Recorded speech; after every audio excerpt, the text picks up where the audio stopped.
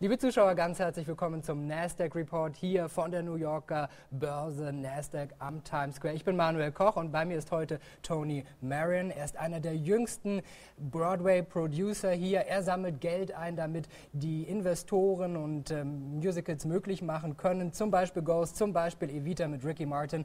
Tony, welcome to the show. Thank you. Thank you for having me. I'm excited. It's good. It's a good investment to invest in Broadway shows, but it's also a high risk. Only 2 of 10 shows are successful, profitable. So do you think the high risk is worth to have? It is. I mean, you know, the saying that we kind of have in the business is it's easy to make a killing, but it's hard to make a living. You know, it's kind of like going to Vegas and gambling. You know, if you hit, the profits are just ginormous. So even though investments are risky, it's if you get a show that truly is a hit, it sets an investor up for life. It's a great profit pool. So let's say you're an investor in Germany. You have like $50,000 and you like to invest.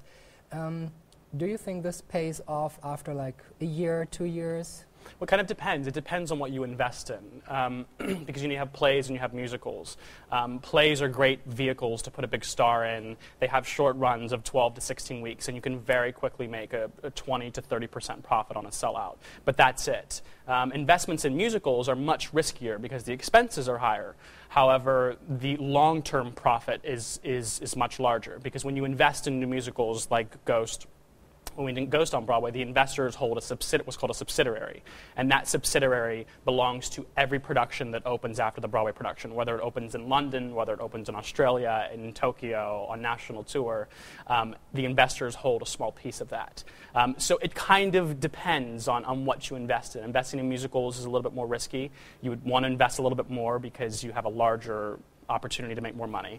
And investments in plays are a little bit safer. You can very kind of easily gauge what your profit pool is going to be. You have a short run, you know it's going to sell well. So and when I'm in Germany now and see you, can I Google you and say I like to give my money to him? Or how is it working? How can I invest here? I guess you could Google Are you me. looking for like clients or investors? We always are. Yeah, we're always looking for investors. We're always especially looking for strategic partners, because for me, I don't like to just work with people just because they want to give me money. I want to work with investors and partners that truly can bring something to the table and really help us work on the show and develop it and run it. Do they have to believe in the show itself, or doesn't it matter? I would want them to believe in the show, yes. You know, whether it's from a creative or business standpoint, for sure.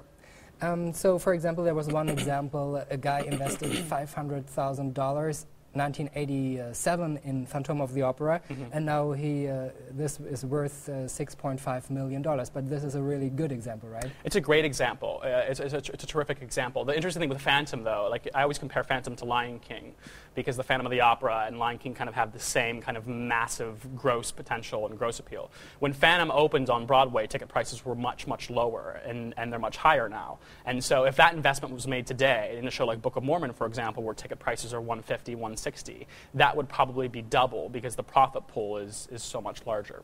But yeah.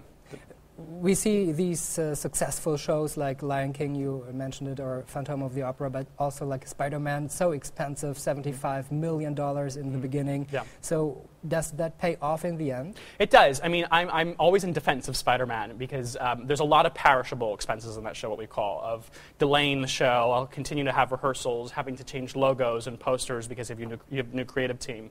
But SpiderMan, you know, even though they may not make their money back on Broadway, in the long term of doing tours and doing other engagements around the world, now that the kinks are worked out on Broadway, it will be much cheaper to mount a future production of that show. I've always been a believer in SpiderMan. I think it's a phenomenal kind of business model for theater, and I think it will pay off in the long run. But after the long run, like 5 years, 10 years?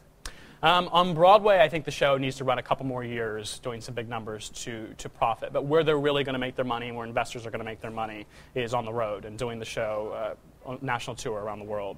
One of your shows was Evita, and you had Ricky Martin in that show. Is one big name so important to get the audience? It kind of depends, you know. It's a little tricky. The tricky thing with stars, I always say, is it becomes about the star. It doesn't come about the show. And then once that star leaves you, you're kind of dead in the water because everybody was coming to see them and they weren't coming to see you. So this happened with Evita at the moment? Yeah, it did, to be frank with you. And it was very difficult for us to find somebody to replace Ricky and the stars in the show. And even though the show did very, very, very well, it's a tricky balance. And I'm kind of a big fan of doing stars in plays rather than musicals because, you know, you're only going to be there for a certain amount of time and you can kind of get in, get out, get your profit, and be done with it. So you need a star like Madonna in your show? Yeah. Yeah, we do. Yeah, it'd be good. It'd be good.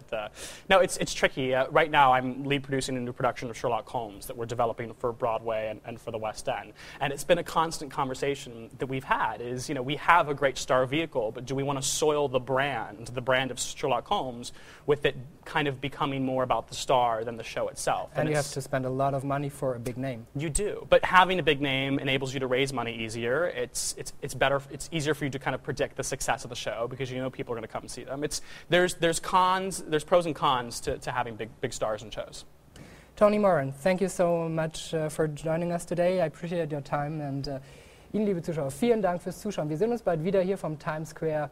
Vielen Dank fürs Zuschauen und bis zum nächsten Mal.